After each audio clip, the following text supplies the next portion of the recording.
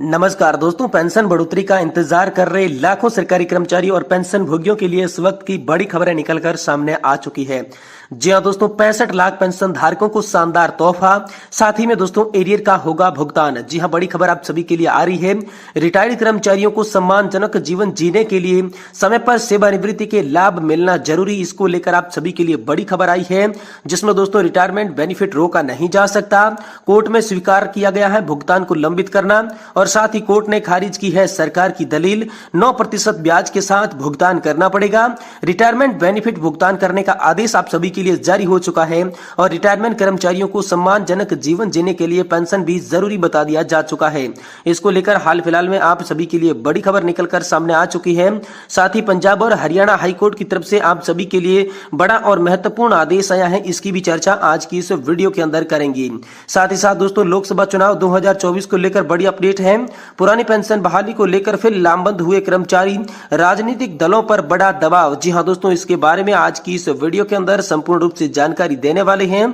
वहीं दोस्तों national pension system यानी कि एनपीएस यानी कि नए पेंशन सिस्टम के तहत 1 अप्रैल से होने जा रही है बदलाव। अब एनपीएस में निवेश करना होगा और भी सुरक्षित, और साथ ही साथ दोस्तों क्या बदलाव आप सभी के लिए होने वाले हैं। क्या पेंशन बढ़ोतरी को लेकर कोई बदलाव होगा, क्या आप सभी की खाते को मजबूती को लेकर कोई बदलाव होगा, इसके बारे में आज की इस वीडियो के अंदर संपूर्ण रूप से जानकारी देंगे।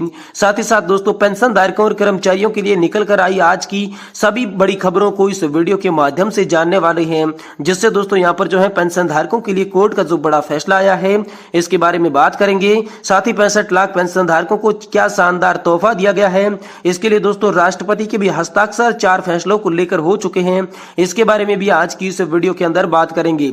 यानी कि पेंशन पर आई आज की तमाम बड़ी खबरों को इस वीडियो के माध्यम से जानने वाले हैं। इसलिए आप सभी पेंशन धारकों से निवेदन है कि दोस्तों आज के इस वीडियो को आप लास्ट तक देखें, तभी आपको पूरी जानकारी सही सटीक और तथ्यों पर आधारित समझ में आएगी।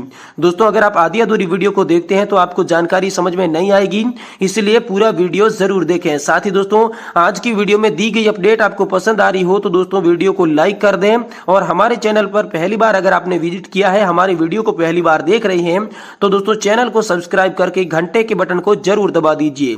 तो चलिए बिना किसी देरी के आज की खबरों का सिलसिला शुरू करते हैं, और सबसे पहले बात करते हैं ईपीएस 95 पेंशन को लेकर क्या बड़ी खबर हाल फिलहाल में निकलकर सामने आ रही है इसके बारे में। जी हां दोस्तों, जैसा कि आप सभी लोग जानते थे कि ईपीएस 95 पेंशन धारकों की पेंशन बढ़ोतरी का मुद्दा लगातार दोस्तों उठाया जा रहा था। इस बीच हाल फिलहाल में नेशनल एजुकेशन कमेटी के मुख्य कमांडर अशोक जी रावत का बड़ा बयान सामने देखने को मिला, जिन्होंने दोस्तों यहां पर ईपीएस 95 पेंशन धारकों को एक बार फिर से एकजुट होने के लिए बयान जारी कर दिया है, जिसमें दोस्तों पेंशन धारक सभी अपनी मांगों को लेकर एक बार फिर से बड़ा प्रदर्शन करने के लिए तैयार हो चुके हैं।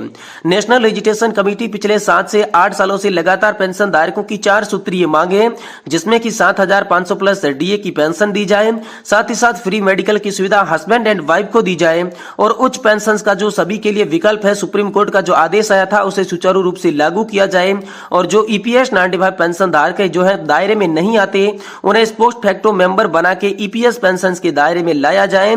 इन 4 सूत्रीय मांगों को लेकर फिर से दोस्तों नई यहां पर आप सभी के लिए एडवाइजरी सामने आ चुकी है, जिनके तहत दोस्तों पेंशन धारकों को कब कैसे और कहां पर अपनी मांगों को मंजूर करवाने के लिए प्रदर्शन करना है, इसको लेकर हाल फिलहाल में नेशनल एजुकेशन कमेटी की बड़ी मीटिंग के अंदर बड़ा फैसला हुआ, जिसके तहत आप सभी की ईपीएस पेंशन धारकों की मांगों को मंजूर करवाने की आगे की रणनीति बनाई जाएगी। साथ ही दोस्तों 65 लाख पेंशन धारकों को शानदार तोहफा, साथ ही में दोस्तों एरियर का होगा भुगतान। जी हां दोस्तों, रिटायरमेंट कर्मचारियों के सम्मानजनक जीवन जीने के लिए सेवानिवृत्ति के सभी लाभ जरूरी है, इसको लेकर बड़ा फैसला हाल फिलहाल में आप सभी के लिए सामने आ चुका है। जी हां दोस्तों, पंजाब हरियाणा हाईकोर्ट ने एक बड़ा फैसला सुनाते हुए कहा कि रिटायरमेंट के बाद कर्मचारी को सम्मानजनक जीवन जीने के लिए रिटायरमेंट लाभ जारी करना बहुत ही जरूरी है। पेंशन रिटायरमेंट बेनिफिट को रोका नहीं जा सकता। क्या है पूरा मामला, चलिए आपको विस्तार से इस वीडियो के अंदर बताते हैं, जिसमें मुख्यतः 6 टॉपिक आज इस वीडियो के माध्यम से कवर करने वाले हैं। दोस्तों मैं आप लोगों को बता दूं कि पंजाब हरियाणा हाईकोर्ट ने चतुर्थ श्रेणी के रिटायर्ड कर्मचारियों को रिटायरमेंट बेनिफिट के साथ पूरा बकाया राशि देने का आदेश जारी किया है। साथ ही देरी के लिए सरकार पर 25,000 रुपए का जुर्माना भी लगाया है। दोस्तों 35 वर्ष सेवा देने के बाद भी नहीं मिला सेवानिवृत्ति लाभ। तो दोस्तों सफाई सेवक शकुंतला देवी ने हाईकोर्ट को बताया था कि वह 35 साल से अधिक समय तक विभाग में सेवा करने के बाद नगर पालिका से यहाँ पर 2020 से रिटायर हुई, लेकिन रिटायरमेंट का बेनिफिट पेंशन के तौर पर उन्हें नहीं मिला। साथ ही दोस्तों कोर्ट ने सुनकर स्वीकार की उसकी भुगतान की लंबित राशि को, जिसके बाद कोर्ट ने स्वीकार किया कि याचिकाकर्ता को ग्रेजुएटी और छुट्टी का नकदीकरण के रूप में यहाँ पर 13,56,993 रुपए का भुगतान किया जाना बाकी है। सरकारी वकील ने हाईकोर्ट में बताया कि नगर पालिका की खराब वित्तीय स्थिति के कारण पेंशन बकाया जारी करने में देरी हुई, इसलिए ब्याज का भुगतान करने में याचिका को अस्वीकार करें। तो दोस्तों कोर्ट ने खारिज कर दी है सरकार की दलील। जी हां दोस्तों, कोर्ट ने नगर पालिका की इस दलील को खारिज किया और कहा खराब वित्तीय स्थिति की वजह से कर्मचारी का पेंशन और रिटायरमेंट बेनिफिट नहीं रोका जा सकता। साथ ही दोस्तों 9% ब्याज के साथ भुगतान करना पड़ेगा। इसको लेकर बड़ी खबर आ रही है। जज नमित कुमार ने कहा कि यह स्पष्ट किया जाता है कि याचिकाकर्ता को पेंशन लाभ जारी करने में कोई भी बाधा नहीं है। याचिकाकर्ता के खिलाफ कोई भी कार्रवाई लंबित नहीं है जो कि उसके पेंशन के लाभ को रोकने का अधिकार देती है। कोर्ट ने माना कि याचिकाकर्ता को प्रतिवर्ष 9% की दर से ब्याज देना भी हकदार माना जाता है। साथ ही दोस्तों रिटायरमेंट बेनिफिट भुगतान का भुगतान करने के लिए आदेश जारी हो चुका है। याचिकाकर्ता के केस का निपटारा करते हुए कोर्ट के जज ने कहा कि याचिकाकर्ता को केस की खर्च की भी हकदार होगी, क्योंकि चतुर्थ श्रेणी के कर्मचारी होने की वजह से अपने वैध बकाया का दावा करने के लिए कोर्ट में मामला दायर करवाना पड़ा। कोर्ट ने नगर परिषद को आदेश की कॉपी मिलने से 6 सप्ताह भीतर ही ब्याज सहित रिटायरमेंट के बेनिफिट का भुगतान करने के आदेश जारी कर दिए। साथ ही रिटायरमेंट के लिए सम्मानजनक जीवन जीने के लिए उनको पेंशन देना जरूरी समझा है। जज नमित कुमार ने कहा कि रिटायरमेंट कर्मचारी पूरी तरीके से पेंशन और रिटायरमेंट बेनिफिट जीवन पर ही अपना जीवन चलाते हैं। ऐसे में सेवानिवृत्ति लाभ जारी होने की स्थिति नहीं होने की स्थिति में रिटायरमेंट कर्मचारी सम्मानजनक जीवन नहीं जी पाते हैं। इसलिए रिटायरमेंट के सभी लाभ उन्हें जल्द से जल्द जारी किए जाएं। साथ ही साथ दोस्तों लोकसभा चुनाव से पहले पुरानी पेंशन बहाली को लेकर फिर से लामबंद हुए कर्मचारी राजनीतिक दलों पर बढ़ा दिया है दबाव। जी हां दोस्तों, वर्ष 2022 के विधानसभा चुनाव में जोर शोर से उठाया गया पुरानी पेंशन बहाली का मुद्दा एक बार फिर से असर दिखाता है। यह लाख टके का सवाल सियासी दलों की नींद उड़ाए हुए हैं। जी हां दोस्तों, यहाँ पर वजह बीते विधानसभा चुनाव में समाजवादी पार्टी ने इस मुद्दे को बनाया और बेल्ट से पकड़ने वाले ज्यादातर वोट उसकी झोली में गए। दोस्तों कर्मचारियों की नाराजगी को भांपने के बाद ही हालांकि केंद्र की भाजपा सरकार ने पुरानी पेंशन बहाली की अध्ययन के लिए एक कमेटी बनाई है। इस बार लोकसभा चुनाव की शुरुआत के साथ ही कर्मचारी संगठन एक बार फिर से लामबंद हो रहे हैं। उनकी मांगे 8वें वेतन आयोग के साथ साथ पुरानी पेंशन योजना को हर हाल में बहाली और आउटसोर्सिंग की विदाई पर टिकी हुई है। तो आइए जानते हैं कि क्या मांग लोकसभा चुनाव में मुद्दा असर डाल सकती है। इसको लेकर क्या बड़ी खबर निकलकर सामने आई है। जी दोस्तों, पुरानी पेंशन की बहाली का मुद्दा राजनीतिक दलों पर नजर आ रहा है। इंडिया गठबंधन के पास सपा और कांग्रेस इसके प्रमुख दावेदारी तैयार है।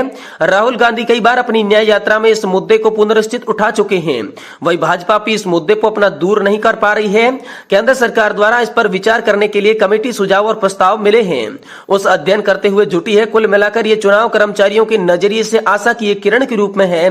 पुरानी पेंशन की बहाली के लिए आंदोलित कर रहे देश भर के कर्मचारी की नजरें आम चुनाव से पहले राजनीतिक दलों के घोषणा पत्र पर लगी हुई है। काल बेग्य होगा कि सपा और साथ ही कांग्रेस में बसपा क्या अपना घोषणा पत्र इसमें शामिल कर इसकी उम्मीद बांधते हैं या उनके दावे में कितना दम होगा, ये तो दोस्तों देखने वाली बात है। साथ ही पेंशन धारकों ने कहा कि कैसे गुजरेगा बुढ़ापा, सुरक्षित जीवन हमारा नहीं हो रहा है और नई पेंशन योजना इतनी ही अच्छी है तो दोस्तों जन प्रतिनिधियों पर यह लागू क्यों नहीं की जा रही है। तमाम इस प्रकार के सवाल उठाए जा रहे हैं। साथ ही दोस्तों पुरानी पेंशन योजना की बहाली पर मोदी सरकार ने हाल फिलहाल में कमेटी बनाई है, समिति बनाई है। जी हां दोस्तों, Indian public service employees federation के राष्ट्रीय अध्यक्ष वीपी मिश्रा कहते हैं कि पश्चिम बंगाल, राजस्थान, केरल, छत्तीसगढ़ और तमिलनाडु की सरकारों ने अपने कर्मचारियों को पुरानी पेंशन दे दी है। लगातार आंदोलनों के बाद पिछले साल नरेंद्र मोदी ने इस मुद्दे को रिपोर्ट देने के लिए समिति का गठन भी किया है। इस मुद्दे पर दोस्तों हाल फिलहाल में कर्मचारी नेताओं ने पुरानी पेंशन व्यवस्था के मुद्दे पर समिति बनाई है। एनपीएस के तहत सरकार ने 14% अंशदान हाल फिलहाल में कर रही है और साथ ही में कमेटी भी बन चुकी है। साथ ही दोस्तों आप सभी के लिए नेशनल पेंशन सिस्टम के अंदर 1 अप्रैल से बहुत ही महत्वपूर्ण बदलाव होने जा रहे हैं, जिसमें दोस्तों एनपीएस खाते में निवेश करना और आप सभी के लिए सुरक्षित बनाया जाएगा। इसको लेकर बड़ी खबर आई है। हाल फिलहाल में पीएफआरडीए ने एनपीएस में बहुत ही बड़ा बदलाव किया है, जिसमें दोस्तों pension fund development and regulatory authority ने यहाँ पर 2 फैक्टर ऑथेंटिकेशन की लागू करने की मंजूरी दे दी है। इसे पीएफआरडीए लिए 1 अप्रैल 2024 से लागू करेगा। इससे दोस्तों फ्रॉड जैसे डर को भगाया जा सकता है। आप सभी के लिए फ्रॉड नहीं होगा, इससे खाते की सुरक्षा और बढ़ जाएगी। इसको लेकर हाल फिलहाल में आप सभी के लिए बड़ी खबर आई है। दोस्तों आज की वीडियो की जानकारी आपको पसंद आई है तो वीडियो को लाइक करें और चैनल को जरूर सब्सक्राइब कर दें।